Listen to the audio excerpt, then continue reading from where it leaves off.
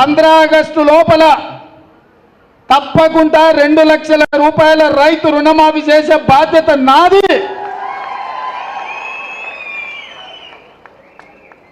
సేవలాల్ సాక్షిగా, బావోజీ సాక్షిగా నేను మాట ఇస్తున్నా, 15 ఆగస్టు లోపల నేను మీ రైతు రుణమాఫీ చేస్తాను.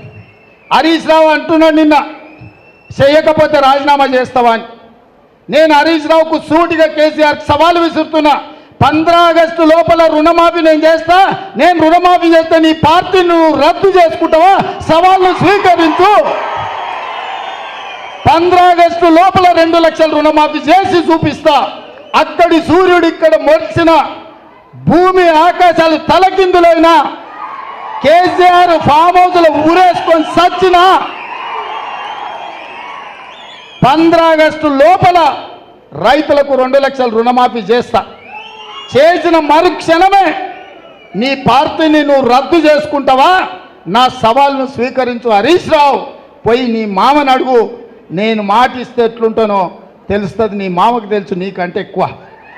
అందుకే ఇవాళ చెప్తున్నా, ఈ వేదిక మీద నుంచి ఏ రైతు ఆధైర్యపడాల్సిన పని లేదు, ఏ రైతు బాధపడాల్సిన అవసరం లేదు.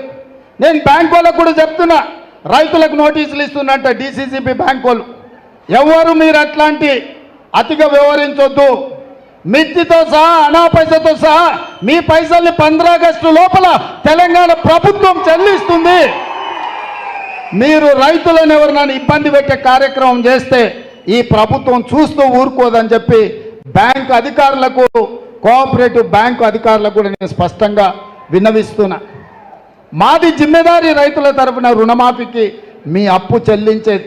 15 ఆగస్టు లోపల నీకు అప్పు కడతాం. మా రైతుల పాస్ పుస్తకాలు విముక్తి చేసి ఇంటింటికి వాళ్ళ దగ్గరికి